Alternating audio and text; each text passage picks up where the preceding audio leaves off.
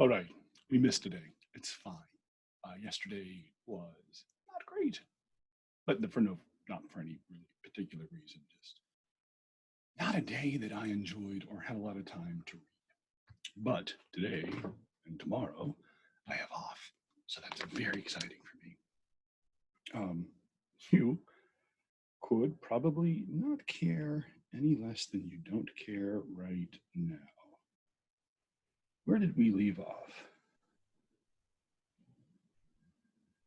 I think we're up to chapter 4. No. We're up to chapter 3. We haven't gotten that far. I thought we were farther. We were on page 15. We've already spent like 2 hours with each other because I do this.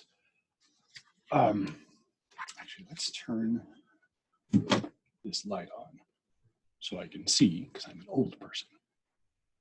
Let's go back to chapter 3. Yeah. Okay. Chapter 3 opens with a quotation from Milton's Paradise Lost. Milton is a continual, he's a continuing motif. He's a symbol in this novel. Milton, his eyesight went as he aged, all of our eyesight starts to go away when we reach a certain age, like 8 and 40, where I'm going to need to wear bifocals soon. Here's what's crazy about this opening is she's chosen an odd way to quote it. So let me show it to you. This is. It's going to take it a while to focus. Maybe if I come back a little. Oh, Mike, cinematography. Maybe you saw it. So it starts with, "Say, goddess, what ensued when Raphael, the affable archangel, ... Eve, the story heard attentive, and was filled with admiration and deep muse to hear a thing so high and strange." Now, okay, so let's talk a little bit about Eden. Let's talk about Eve. Let's talk about the serpent. Let's talk about all that just for a bit. One of the things that we know Casaubon is working on is sort of a synthesis of all mythology. And I am atheist, so I'm not a not believer, but I am going to say that the creation story is a folk tale that is captured in the Jewish Bible.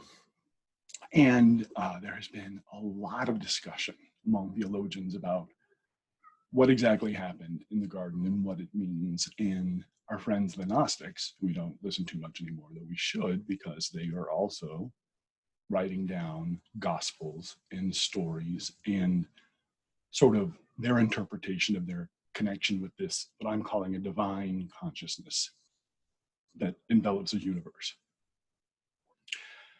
And it doesn't judge. It's not a judging love. It's just love around the universe. And I don't know what happens next. And you don't know what happens next. No one, the only people who know what happens next are the people who got to the next thing.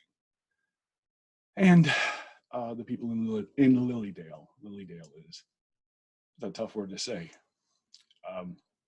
Back to Eve.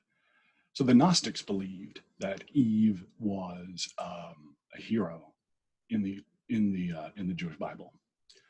And I also think that she's kind of a hero because she is unafraid to take the risk to learn something. And I think that curiosity is admirable.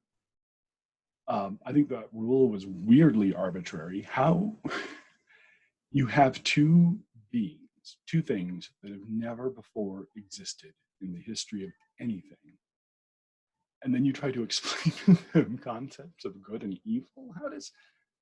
I don't know how that works. I don't know that they would get it. It would be like me trying to tell Fosco what good and evil is. And he would say, fuck that, I don't. And then he would probably beg for food. Anyway, so let's keep our eye on anything that might read to us like Eve symbolism. And let's also keep our mind about Milton symbolism, which again is some blindness, some deep intelligence, and some interpretation of mythology. If it had really occurred to Mr. Casaubon to think of Miss Brooke as a suitable wife for him, the reasons that might induce her to accept him were already planted in her mind. And by the evening of the next day, that's a beautiful phrase. I mean, that's a King James phrase. And by the evening of the next day, the reasons had budded and bloomed, for they had had a long conversation in the morning, while Celia, who did not like the company of Mr. Casaubon's moles and sourness, had escaped to the vicarage to play with the curate's ill-shod with merry children. We're going to meet the curate later and his wife. I think that's Ms. Cadwallader. Again, I've read part of this, not all of this. This whole exercise is just me trying to get through this book. And so maybe this will be the last time I say this. And I'm so glad I waited until, 10 minutes in? This is not the podcast. This is not the video series for you if this is your first time through Middlemarch. It also probably isn't the video for you if you've read and loved Middlemarch and want to re-experience it, because you're just going to re-experience it through a beginner's eyes. My eyes. And am I likable? I don't know. I think I'm likable. I think I can be. I think I have been. There are times I'm not. I was not likable yesterday. Dorothea by this time had looked deep into the ungauged reservoir of Mr. Casaubon's mind, seeing reflected there in vague labyrinthine extension every quality she herself brought, had opened much of her own experience to him, and had understood from him the scope of his great work, also of attractively labyrinthine extent. These sentences are gorgeous to read.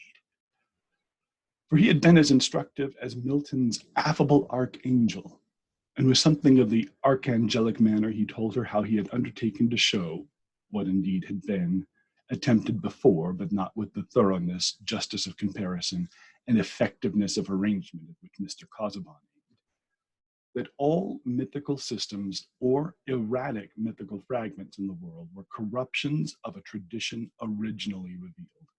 So Casaubon, bless his heart, thinks that he can synthesize all of mythology, Here is an interesting complication to that. He can't get to all mythology because a lot of the East, so Japan and China, they're really careful about that. And we're not getting a lot of those stories at the time, especially in the 1830s when the novel is set. And in the 1870s, it's only just beginning to. Actually, while we're here together, let's just, because I don't remember off the top of my head, and that's what the internet is for, let's just find out, when did the Opium Wars start? So it turns out, I've got to turn the keyboard on.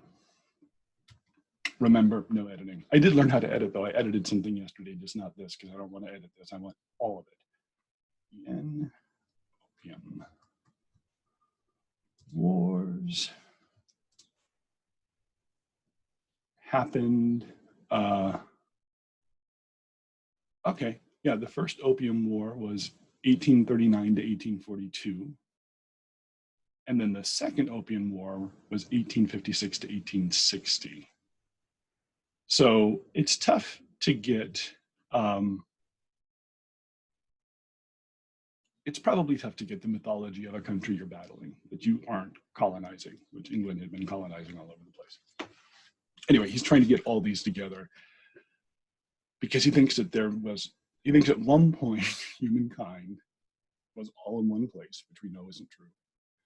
And they all at one point had a revelation, a spiritual revelation or whatever, or they had a grand mythology to explain everything. And then that fragmented off. That's not what happened. Casaubon thinks he can find that, like there's a key. sort of like working out a cipher. If you just find the key, the whole thing makes sense. He thinks he's going to find the key, but he's not going to find the key. Spoiler alert. Where did we leave off?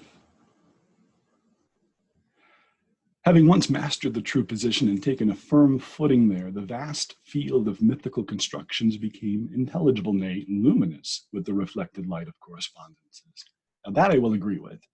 I think it happens with books too. Like we've talked about how books talk to each other, and I think myths, there's a fun word, talk to each other too. So I think all of these different narratives and story arcs and story motifs and literally stories all connect to each other in ways that we might recognize right away and ways that we may not recognize until later. Like two things that seem disparate now in the future might connect because of an event then. So let's start that again. Having once mastered the true position and taken a firm footing there, the vast field of mythical constructions became intelligible and luminous with the reflected light of correspondences. But to gather in this great harvest of truth was no light or speedy work. His notes already made a formidable range.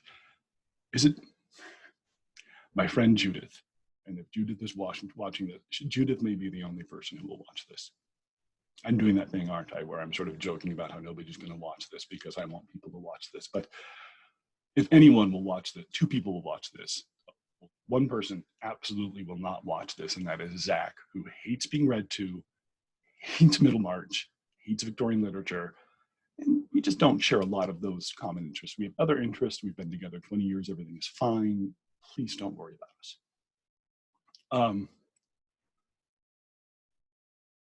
Oh, what was I? Why did I stop? His notes had already made. Oh, 4 minutes. Yeah. I think I had once said, in a car with Jude, I was visiting her in Rochester, New York. Very beautiful there. And I said the word, but I said formidable. So I emphasized the mid. But she, who says the word beige instead of beige, says that it's formidable. Formidable, not formidable. Let's try that sentence one more time. His notes were already a formidable range of volumes, but the crowning task would be to condense these voluminous, still accumulating results and bring them, like the earlier vintage of Hippocratic books, to fit a little shelf. In explaining this to Dorothea, Mr. Casaubon expressed himself nearly as he would have done to a fellow student, for he had not two styles of talking at command. It is true that when he used a Greek or Latin phrase, he always gave the English with scrupulous care, but he would probably have done this in any case. A learned provincial clergyman is accustomed to think of his acquaintances as of lords, knights, and I'm pronouncing it like that because of how it's spelled, because this is an old-timey sentence, and other nobles and worthy men, that con, C-O-N-N-E, which means understand Latin but little. And that is from the prologue to Sir John Mandeville's Travels, which is probably a lot like this video series and that nobody but Mandeville read it, or well, I guess George Eliot read it. What did I write in the margin? How much would Eliot know about Thomas and Jane Carlyle?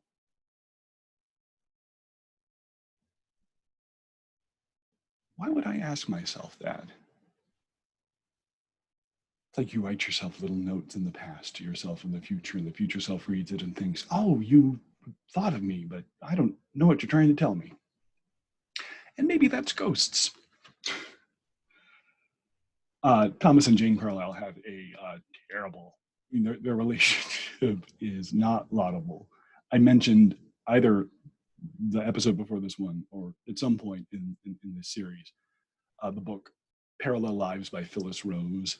And Jane and Thomas Carlyle sort of are the overarching, like she uses that as this theme of rotten marriage. And then she looks at these other marriages in between. And there's a quip that I will probably get, I'm not going to quote it, I'm just going to summarize it as close as I can to the way it was. I'm going to paraphrase it. Something along, during their lives, by the way, this was said, that it was good that Jane and Thomas Carlyle married each other, because then only two people were unhappy rather than four. Dorothea was altogether captivated by the wide embrace of this conception. Here was something beyond the shallows of lady school literature. Here was a living Bossuet, Bossuet, don't know how to say it, whose work would reconcile complete knowledge with devoted piety. Here was a modern Augustine who united the glories of doctor and saint. And let's just for a second, because we can, and it's my time to do with as I please. So this sentence says, here was a modern Augustine. And here she tells us, well, it's chapter 1, we're going to go all the way to the prelude. Many Teresas have been born who found for themselves no epic life. So women are born who don't find an epic life. Men just have epic lives thrown at them. I'm going to take a little swallow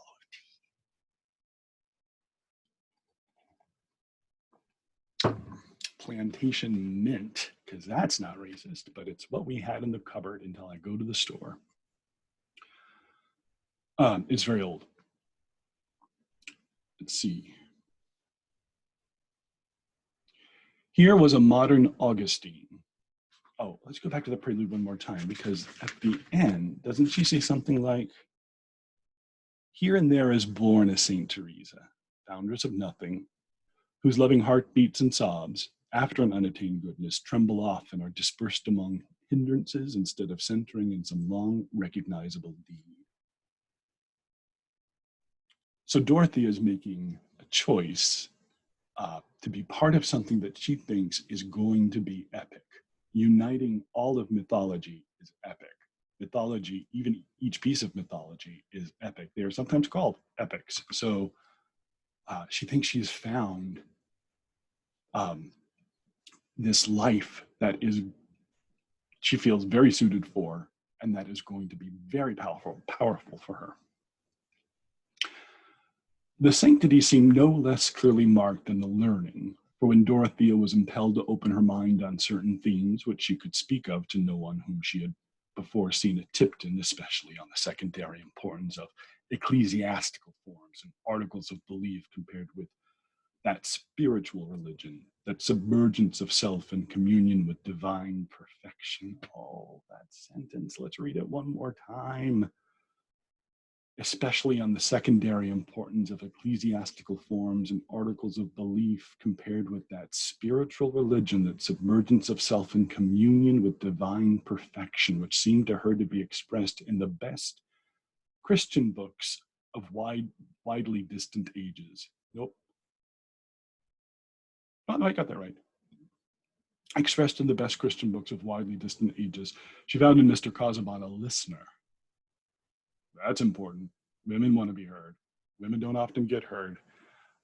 Is my face changing color a lot? It seems like sometimes it looks like I've been out in the sun, and sometimes it looks like I'm Powder from the movie Powder. Who found Rogaine?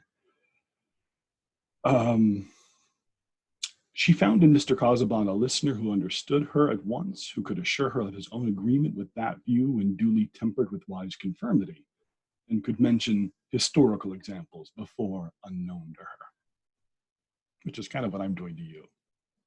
You're all my Dorotheas. I am a very old Casaubon. My eyes are bad. He thinks with me, said Dorothea to herself, or rather, he thinks a whole world of which my thought is but a poor two-penny mirror. Ladies, since 1870, you've been doing this to yourselves. Let me, a man, tell you how to view a woman.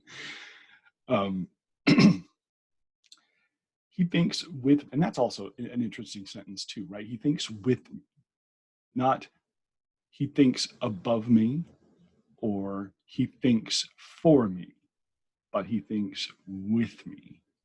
And that is kind of sexy, but also what a connection to have with another human being. Or rather, he thinks a whole world of which my thought is but a poor two-penny mirror, and his feelings too, his whole experience. What a lake compared with my little pool. Ms. Brooke argued from words and dispositions not less unhesitatingly than other young ladies of her age. Signs are small, measurable things, but interpretations are illimitable. And in girls of sweet, ardent nature, every sign is apt to conjure up wonder, hope, belief, vast as a sky, and colored by a diffused thimbleful of matter in the shape of knowledge. Signs are small, measurable things, but interpretations are illimitable. And in girls of sweet, ardent nature, every sign is apt to conjure up wonder, hope, belief, vast as a sky, and colored by I'm reading this again because I don't. Diffused thimbleful of matter in the shape of knowledge. Again, I think she's just suggesting, so part of what's being suggested, and we're going to get a little bit more on this, is the way women were educated. Leo Tolstoy, our friend Lev, who made his wife read a sex diary, wrote a book called The Kreutzer Sonata. And it's about a man who murdered his wife, who was a violinist, and her accompanist, her piano player, because he thought they were having an affair. They were not having an affair. But if they were having an affair, they do not deserve, nobody deserves to be murdered. 6 people deserve to be murdered, and I will never tell you who they are. Anyway, so Tolstoy's argument is that women are educated to be married and not educated to be people. And they are educated in subterfuge because they have to capture a husband. And so he just thinks the whole system is flawed because nobody is getting the best out of this situation, except of course the men are getting, it's not terrible for the men in this situation. It's far, far worse for the women. But I mean, if you can open your heart graciously enough, men are being sort of excluded from the full experience of these women and fully knowing them and thinking with them, as we just heard a little bit ago. They're not always too grossly deceived, for Sinbad himself may have fallen by good luck on a true description and wrong reasoning. Oh, sorry, let me try that again. They're not always too grossly deceived, for Sinbad himself may have fallen by good luck on a true description, and wrong reasoning sometimes lands poor mortals in right conclusions. I've done that before. Starting a long way off the true point and proceeding by loops and zigzags, we now and then arrive just where we ought to be. Because Miss Brooke was hasty in her trust, it is not therefore clear that Mr. Casaubon was unworthy of it. Uh-oh. He stayed a little longer than he had intended on a slight pressure of invitation from Mr. Brooke, who offered no bait except his own documents on machine breaking and rick burning. Mr. Casaubon was called, can you imagine? You should stay a couple more days. I've got some magazines about burning things. You want to hang out in the parlor over there? Mr. Casaubon was called into the library to look at these in a heap, while his host picked up first one and then the other to read aloud from in a skipping and uncertain way, passing from one unfinished passage to another with a yes, now, but here, and finally pushing them all aside to open the journal of his youthful continental travels. That's the real reason. Look here. Here's all about Greece.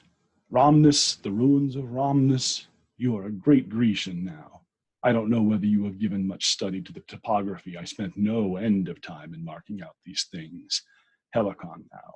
Here now. We started the next morning for Parnassus, the double-peaked Parnassus. All this is about Greece, you know. Mr. Brooke wound up rubbing his thumb transversely along the edges of the leaves as he held the book forward. I do love Mr. Brooke a lot. He reminds me of me. And that's called narcissism. Do you need to find a character? I'm just asking. Do you feel like you need a character to identify with in a book to enjoy it? For a while, I thought that was maybe a little bit, like a fatuous way of thinking. Like I need to be friends with people in the book. But I think it is helpful to at least have one person that you feel in the world of the book you could give the side eye to, and they would know. So I don't think Mr. Brooke is that person. He would not know. He would not catch a side eye, but I just find him adorable. I don't think I could spend 5 minutes with him, but reading about him and reading how other people deal with him is delightful. Mr. Casaubon made a dignified, though somewhat sad audience, bowed in the right place, and avoided looking at anything documentary as far as possible, without showing disregard or impatience. Mindful that this, oh, that's a, so sometimes there are words that I know, but you read them in your head and your head just says the word, but then your head now is trying to tell your mouth how to say the word desultoriness.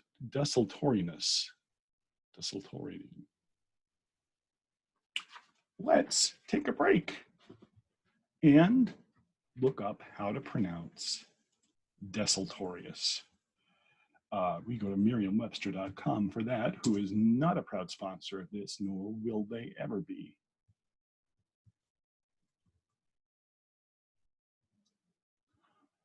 Okay.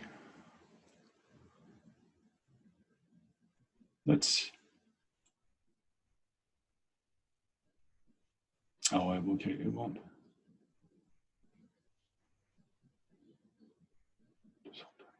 Desultory. Desultoriousness. Oh, wait, here we go. Desultoriness. Desultoriness.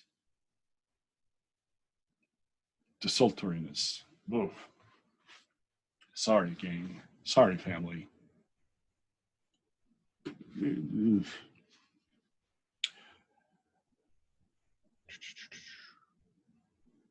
What does it mean now? Lack of a definite plan, regularity, or purpose. Let's see if we can. Oh, I didn't want that to happen. There we go. Remember, no editing.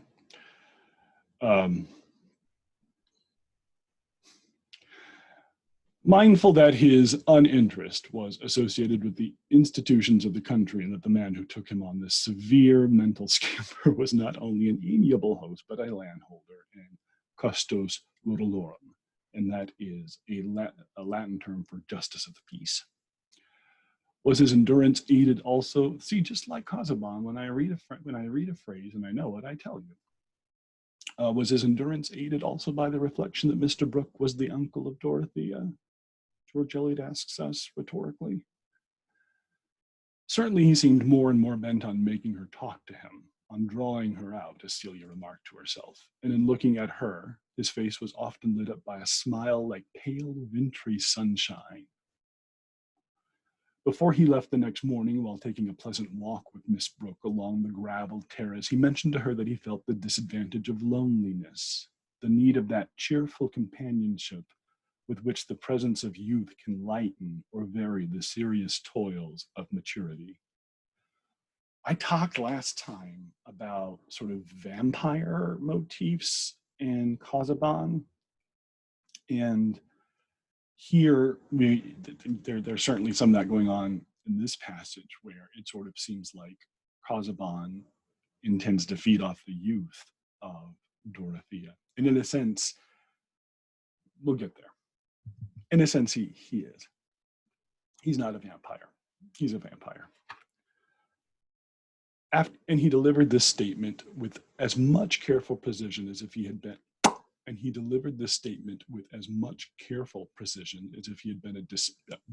a diplomatic envoy whose words would be attended with results. Indeed, Mr. Casaubon was not used to expect that he should have to repeat or revise his communications of a practical or personal kind. Pardon me. Let's have a little more tea. I hope you're drinking tea too, or something. Drink something. If you haven't had something to drink, go ahead and drink it. Oh, my lips are very glossy. So many boys just want to kiss and kiss and kiss me. And he delivered this statement with as much careful precision as if he had been a diplomatic envoy whose words would be attended with results. Indeed, Mr. Casaubon was not used to expect that he would have to repeat or revise his communications of a practical or personal kind. The inclinations, which he had deliberately stated on the 2nd of October, he would think it enough to refer to by the mention of that date. Judging by the standard of his own memory, which was a volume, where a vide supra, that's a phrase I don't know, life, supreme life? Maybe. Not going to look up. Could serve instead of repetition. I can't mean that. I like how she takes a moment to tell us what, never mind. Could serve instead of repetitions and not the ordinary, long-used blotting book, which only tells of forgotten writing. But in this case, Mr. Casaubon's confidence was not likely to be falsified, for Dorothea heard and retained what he said with the eager interest of a fresh young nature, to which every variety in experience is an epoch. It was 3 o'clock in the beautiful breezy autumn day when Mr. Casaubon drove off to his rectory at Lowick, only 5 miles from Tipton. And remember, in the 19th century, people walked 5, 10, 20 miles in a day, no problem. They didn't think anything of it. There's an interesting story. Charles Dickens makes a couple of trips to America. He does pretty well here. His first trip that he comes, he wants to talk to Americans because they keep stealing his copyright. Not stealing, but they keep publishing his books without his permission and also without sharing some of the proceeds from the sales of those. And he comes to talk about international copyright law, and Americans say, give us the death of, oh no, who's the prostitute? It's not Little Nell, unless she wasn't. She's too little. Nancy from Oliver Twist. It should not have taken me that long to come up with Nancy from Oliver Twist. Charles Dickens had a great time here. And then Wilkie Collins, his friend at the time, their friendship sort of sours toward the ends of their lives.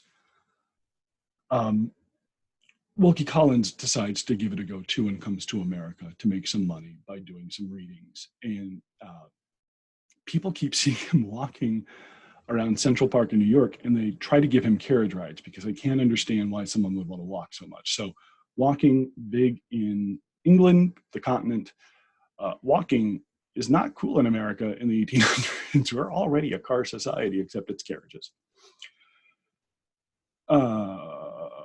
It was 3 o'clock in the breezy, beautiful autumn day when Mr. Casaubon drove off to his rectory at Lowick, only 5 miles from Tipton.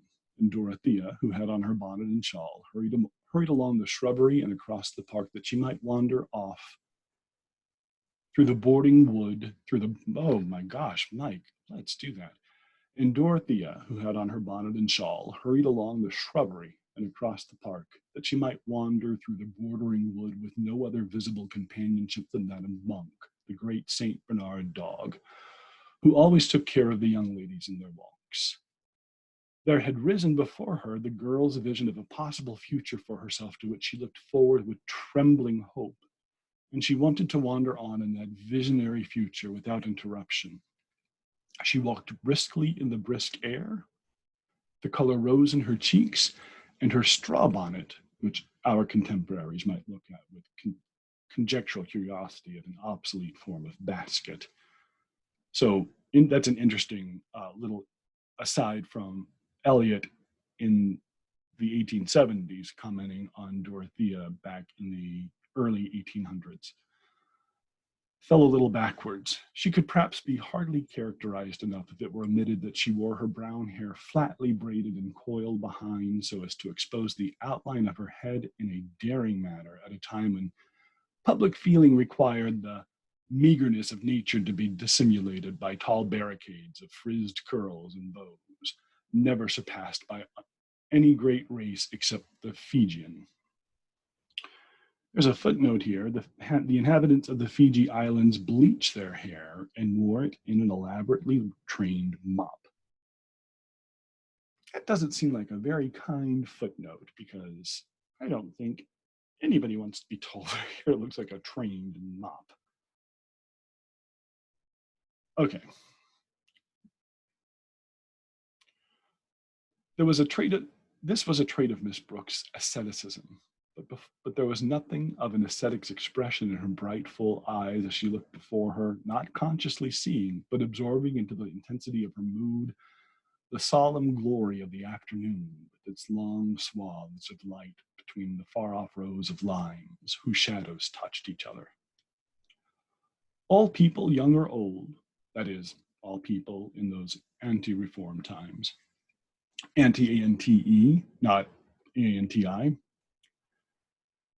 So this is before the reform. The reform that's mentioned here is going to be the Reform Act of 1832, which changed the way voting could happen and sort of, in a sense, helped, like gave that final push over the finish line to the middle class to become the dominant culture for most of the 19th century.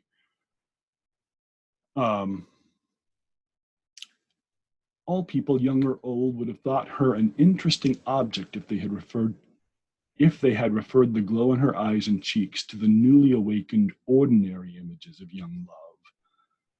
The illusions of Chloe about Stephen have been sufficiently consecrated in poetry, and Chloe and Stephen are kind of, they were stereotypical names for lovers in bad poetry. Chloe would run off with Stephen. Lots of Chloes, lots of Stephens in 19th century poetry. As the pathetic loveliness of all spontaneous trust ought to be. Miss Pippin enduring young Pumpkin and dreaming along endless vistas of unwearying companionship was a little drama which never tired our fathers and mothers and had been put into all costumes.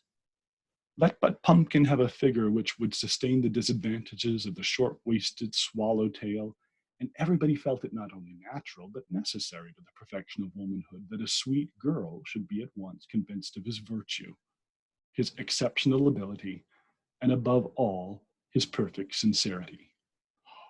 And remember earlier we read that long passage. I took us on that trip to Macbeth where we talked about how it's hard to find the mind's thinking in the face. Faces are tough to read. We assume we know things about people based on how they look. So for centuries, there were laws about what color cloth you could wear because that's how you could differentiate rank, purple being reserved for royalty. And you could be executed if you were caught wearing the wrong color. What a great time. We've always been terrific as humans. Also, clothing, in the 1800s, you start to see a real boom in the secondhand clothing market. And it was a way for middle-class people to dress a little better than they would have because the gentry were not doing so great and we're starting to have to sell off some stuff. And this happens all the way through till we get to Downton Abbey and that guy irons and iron. Remember that? He irons the newspaper and someone says, telephone, that'll never catch on. And it's old people wet themselves. And then they laughed. Like, not because they wet themselves. Old people just wet themselves. I'm an old person. I think I'm done and then I'm not. This is too much for this. Let's edit that out. We're not going to edit that out. Let's keep going though, because we've spent too much time here. But perhaps no person then living, oh, I lost myself already. But perhaps no person then living, certainly not in the neighborhood of Tipton, would have had sympathetic understanding for the dreams of a girl whose notions about marriage took their color entirely from an exalted enthusiasm about the ends of life. An enthusiasm which was lit chiefly by its own fire and included neither the niceties of the trousseau, that would be your wedding trunk, which all your good stuff would go in that you would take with you when you left your family's house when you got married. And like maybe some china would be put in there, some blankets, your clothes. The pattern of plate, nor even the honors and sweet joys of the blooming matron. It had now entered Dorothea's mind that Mr. Casaubon might wish to make her his wife. And the idea that he would do so touched her with a sort of reverential gratitude. How good of him! Nay, it would be almost as if a winged messenger had suddenly stood beside her path and held out his hands towards her. Here's an enunciation. For a long while, she had been oppressed by the indefiniteness which hung in her mind like a thick summer haze over all her desire to make her life greatly effective. Harkening back to that prelude. What could she do? What ought she to do? She hardly more than a budding woman, but yet with an active conscience and a great mental need not to be satisfied by a girlish instruction comparable to the nibblings and judgments of a discursive mouse. With some endowment of stupidity and conceit, she might have thought that a Christian young lady of fortune should find her ideal of life in village charities, patronage of the humbler clergy, the perusal of female scripture characters, unfolding the private experience of Sarah under the old dispensation and Dorcas under the new.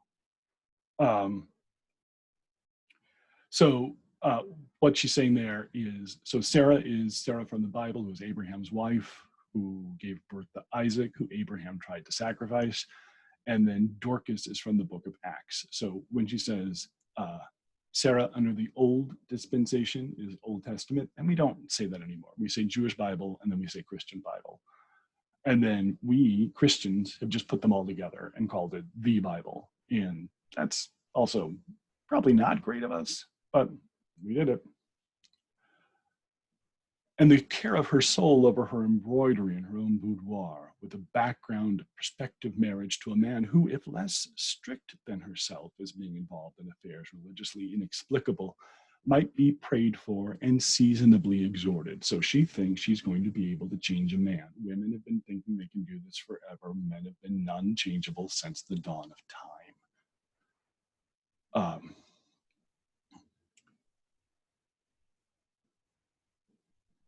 From such contentment, poor Dorothea was shut out. The intensity of her religious disposition, the coercion it exercised over her life, was but one aspect of a nature altogether ardent, theoretic, and intellectually consequent. And with such a nature struggling in the bands of a narrow teaching, hemmed in by a social life which seemed nothing but a labyrinth of petty courses, a walled-in maze of small paths. We've been hearing about labyrinths a lot in this chapter. That led no whither. The outcome was sure to strike others as at once exaggeration and inconsistency. We're going to talk about this paragraph, by the way. I'm just going to finish it. The thing which seemed to her best, she wanted to justify by the completest knowledge, and not to live in a pretended admission of rules which were never acted on. Into this soul hunger, as yet all her youthful passion was poured. The union which attracted her was one that would deliver her from her girlish subjugation to her own ignorance and give her the freedom of voluntary submission to a guide who would take her along the grandest path. Okay, so one thing I want to talk about is sort of the commentary that Eliot puts into this paragraph. And what she's saying is, because women aren't educated in the same way as men, I think George Eliot is drawing a connection between Christian belief and women's education.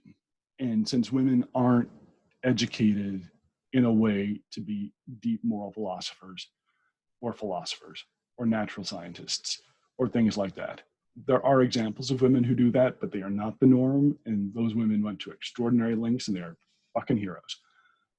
They're also white. Until I think it takes until the late 19th, early 20th century before we start recognizing Black women for their achievements, and we still aren't totally recognizing Black people for their achievements. How's that pacemaker? So I also wrote in the margin this, and let's just see what I wrote here. Can a life of religious thought be a way for Dorothea, or for example, women, to subsume patriarchy into divine patriarchy? Okay, Mike, that maybe. I don't agree with you now, but you had your reasons then. It's less frustration, or differently frustrating, when it's God rather than, it's less First off, what you need to know is I wrote frustrating without the G, which, hello, Southern Mike.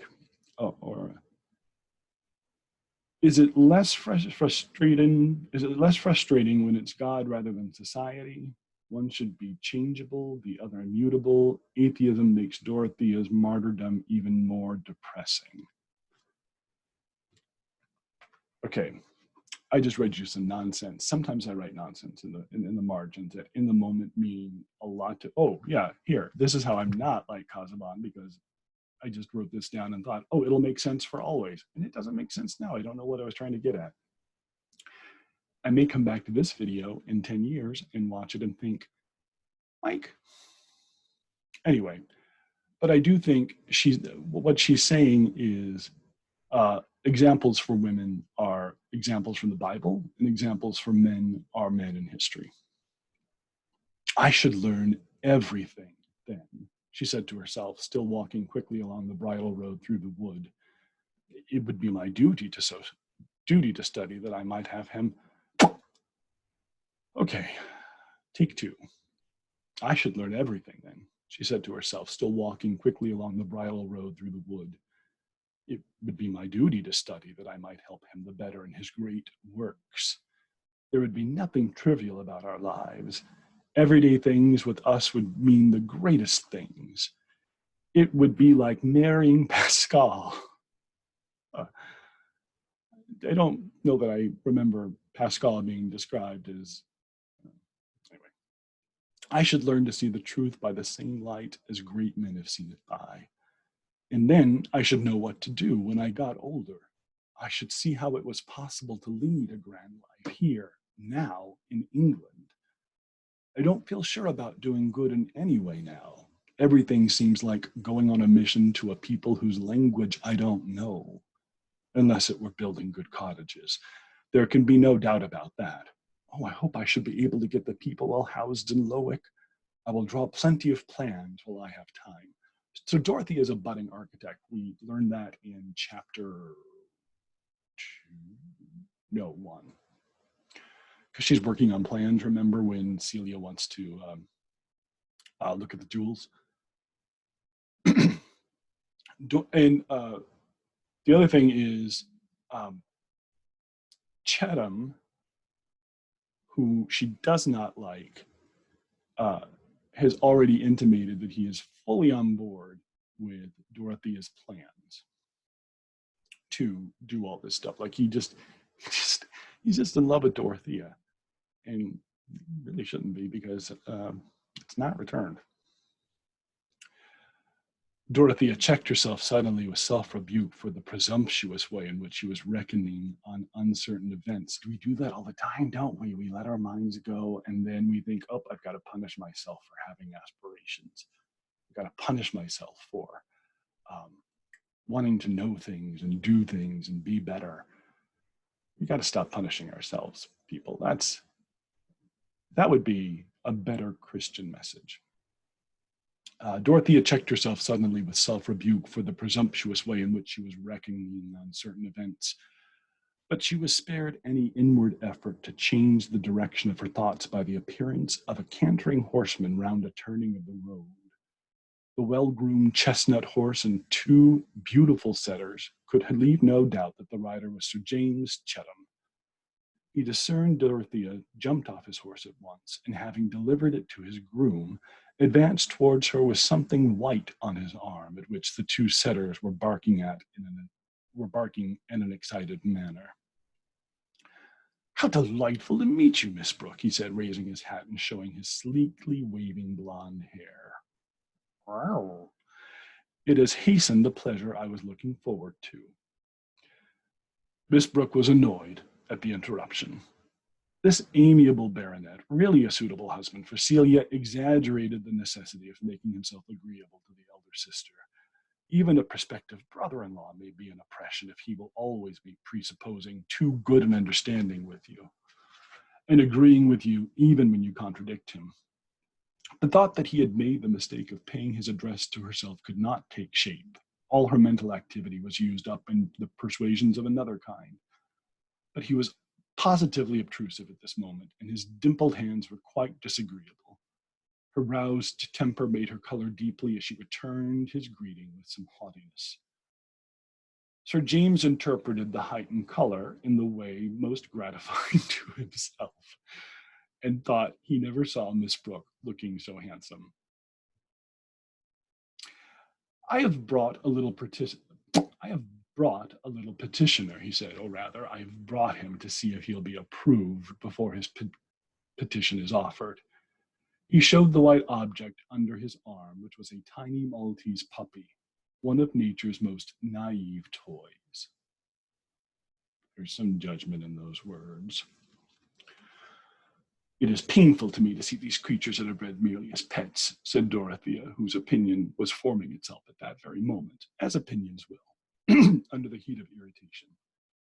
But, it is painful to me to see these creatures that are bred merely as pets. That's a comment on women at the time. Women were bred to be pets, pets to men. They were brood mares, and they were helpmeets, but most of the help was domestic to make sure the man was comfortable so he could do his thinking. Oh, why? Said Sir James as they walked forward. Well, I believe all the petting that is given them does not make them happy. They're too helpless. Their lives are too frail. A weasel or a mouse that gets its own living is more interesting. I like to think that the animals about us have souls, something like our own, and either carry on their own little affairs or can be companions to us, like Monk here. Those creatures are parasitic, and those creatures, she means the Maltese puppy, and they are.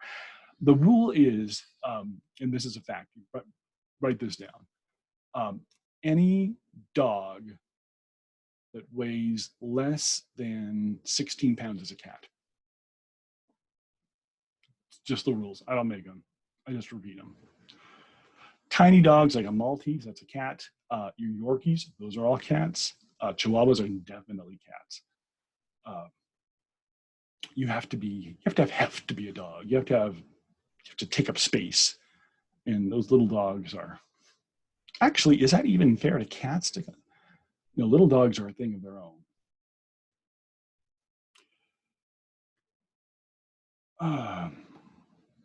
Well, I am so glad I know that you do not like them, said good Sir James. I should never keep them for myself, but ladies usually are fond of these Maltese dogs. Here, John, take this dog, will you? I'm worried about what's going to happen to this dog. We don't hear about this dog again, and I don't know if it was just thrown in a river or if somebody else got it. And by the way, they're in the country. Where is he getting Maltese puppies from? There's a lot of questions here that aren't answered, and we can go in that direction for a while. We probably shouldn't. Oh, you must not judge of Celia's feeling from mine. I think she likes these small pets. She had a tiny terrier once, which she was very fond of. It made me unhappy because I was afraid of treading on it. I am rather short-sighted. We don't know what happened to that terrier either. The girls are not that old. You have your own opinion about everything, Miss Brooke, and it is always a good opinion. What answer was possible to such stupid complimenting?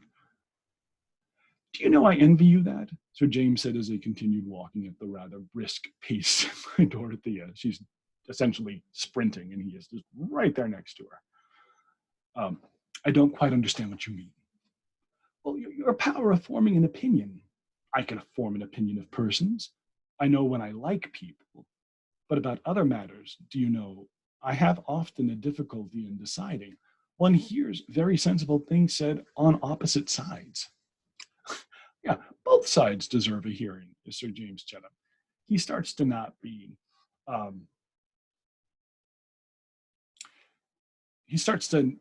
as sympathetic to me around this scene. I think you don't bring a pet to someone.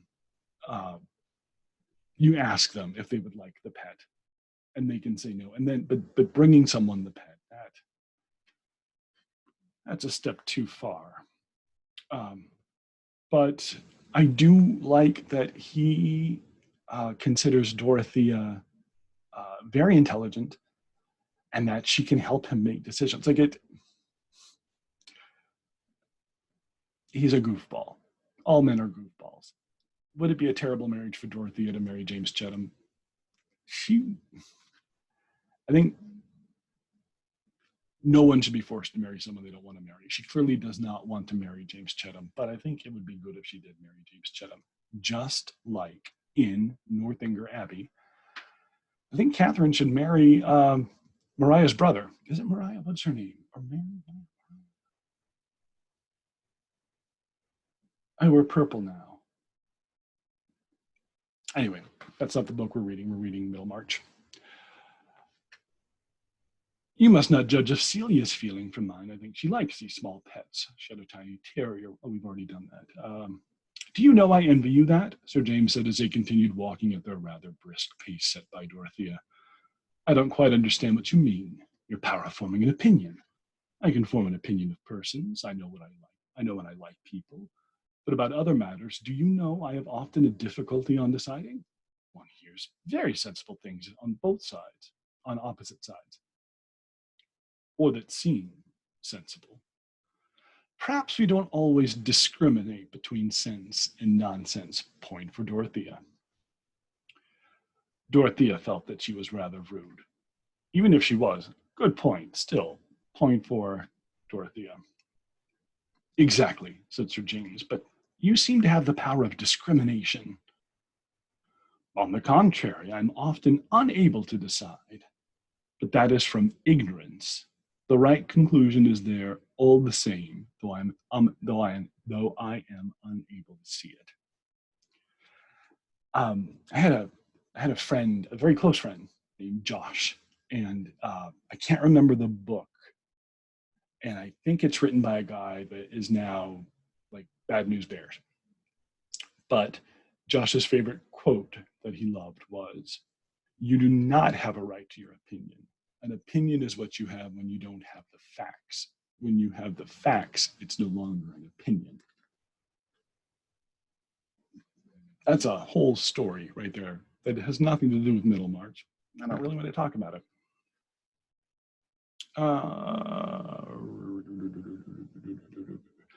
I think there were a few who would see it more readily. Do you know, Lovegood was telling me yesterday that you had the best notion in the world of a plan for cottages. Quite wonderful for a young lady, he thought. You had a real genius, to use his expression. He said, and it is genus, I didn't mispronounce genius. I'm not a dummy. He said you wanted Mr. Brooke to build a new set of cottages, but he seemed to think it hardly probable that your uncle would consent.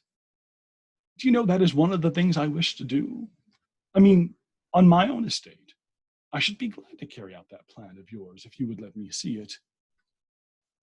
Of course, it is sinking money. That is why people object to it. Laborers can never pay rent to make it answer, but after all, it is worth doing. Worth doing? Yes, indeed, said Dorothea, energetically forgetting her previous small vexation. I think we deserve to be beaten out of our beautiful homes with the scourge of small court. Yeah. All of us who let tenants live in such sites as we see round us. Life in cottages might be happier than ours if they were real homes fit for human beings from whom we expect duties and affections. Oh my God, do I love Dorothy at this moment. And yeah, large houses are immoral. If there are two of you in a large house, you are bad people. Oh, my kids moved out. Fine, sell the house. But there's so many memories here. You'll take the memories with you. We should all be living in small houses and give more land back to animals. And stop being mad about them eating your vegetables. They were here first. Coming along saying those are my tomatoes. No, they're on the ground. They belong to everyone. You bury something, it becomes treasure, and anybody can find it. I'm making these rules up as I go along. Will you show me your plan? Yes, certainly. I dare say it is very faulty, but I've been examining all the plans for cottages in Loudon's book. Loudon is an architect whom she studied, and picked out what seem the best things. What a happiness it would be to set the pattern about here. I think instead of Lazarus at the gate, we should put the pigsty cottages outsides the park gate. Okay. And what does she mean by Lazarus? Oh, gotcha. Yeah, put the pigsty. So what she's saying is we need to don't make people live next to pigsties because they don't smell great. Dorothea was in the best temper now. Sir James is a brother-in-law building model cottages on his estate, and then perhaps others being built at Lowick, and more elsewhere in imitation. It would be as if the spirit of Oberlin had passed over the parishes to make the life of poverty beautiful. Dorothy Day is, she was a Catholic nun. Um, they want to make her a saint, and she was very against saints. But she also fetishizes poverty. And I'm still grappling with what I feel about that. Like, part of me feels that it's gross that she is as rather than everybody being, I think she wants everyone to be poor. And she might even be one of those, money doesn't buy happiness. Money will do a lot, by the way. People who say money doesn't buy happiness are people with money. And you would think, oh, well, then they know because they've got money and they tried to buy happiness and they couldn't. No, they're just bored. You give poor people that money, they'll find some happiness with it, I promise you. Poor people are good at finding happiness.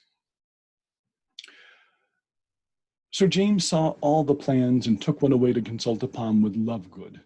He also took away a complacent sense that he was making great progress in Miss Brooke's good opinion.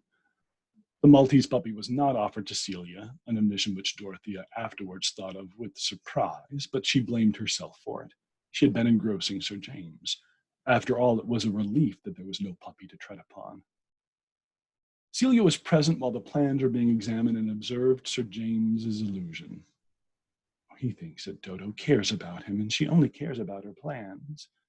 Yet I am not certain that she would refuse him if she thought he would let her manage everything and carry out all her notions. How very uncomfortable Sir James would be. I cannot bear notions. I'm also kind of a Celia. It was Celia's private luxury to indulge in this dislike. She dared not confess it to her sister in any direct statement, for that would be laying herself open to a demonstration that she was somehow or other at war with all goodness. But on safe opportunity, she had an indirect mode of making her negative wisdom tell upon Dorothea, and calling her down from her rhapsodic mood by reminding her that people were staring, not listening. Oh, sorry. Sometimes, again, I'm reading this. You know the story. But then I find a sentence that jumps out at me when I read it aloud that I may have just ran over when I was not. People were staring, not listening. We humans, or I, a human, I think I sometimes don't recognize the difference. And I can be very Mike. Like, I can give you the full Becky of Mike. And it's too much.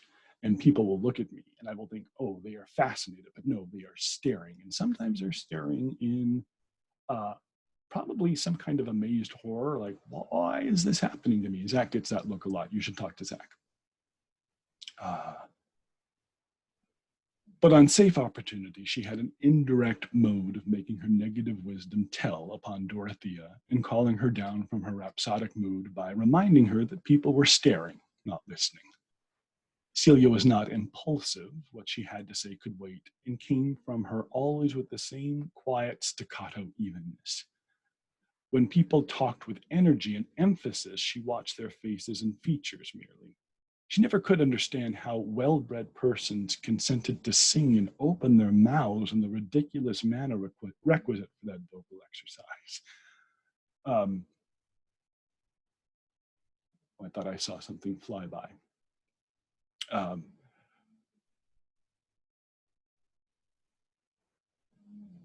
So it's not fair, it's not ethical, and it's not correct to diagnose fictional characters, especially when you're not a psychologist or a psychiatrist, and I am neither. I wonder if Celia might be a little bit on the spectrum with me. By the way, we're all on the spectrum. We just have decided that there's a normal side of the spectrum that we don't count. So now the spectrum is just this big when it's really this big, and there's some people at this end and then there's some people at the very far end, but we're all somewhere in the middle.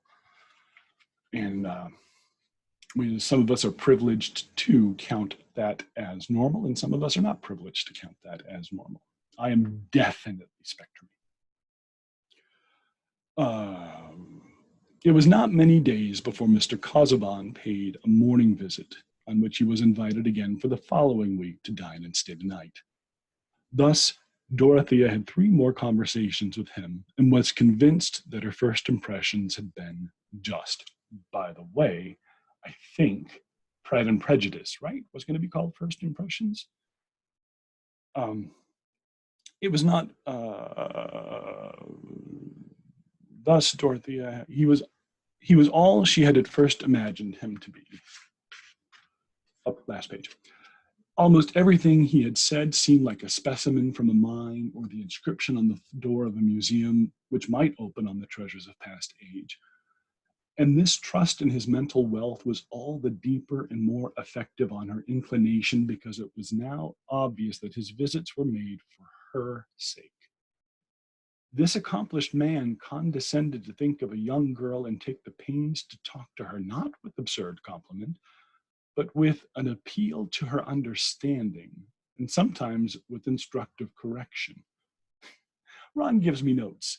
You remember that scene from Waiting for Guffman where they're talking with Ron and Sheila, and Sheila says, we'll do scene studies, and Ron will just give me pages and pages of notes.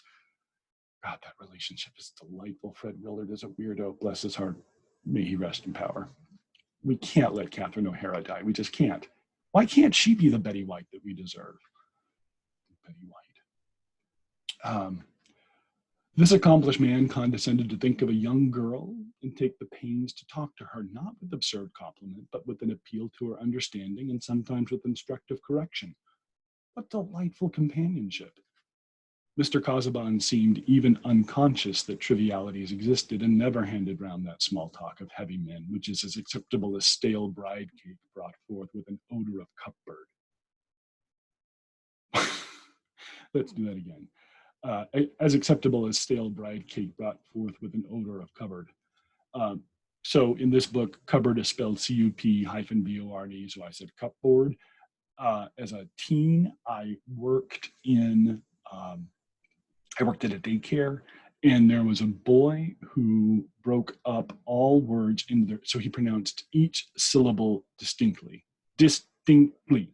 He would probably not say distinctly because he was 3 or 4. And yeah, he is dumb. But Michael was how he would say my name. And playground.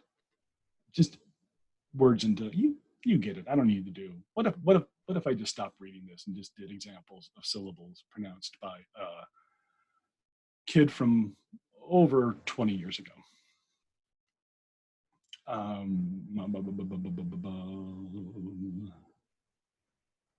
He talked of what he was interested in, or else he was silent and bowed with sad civility.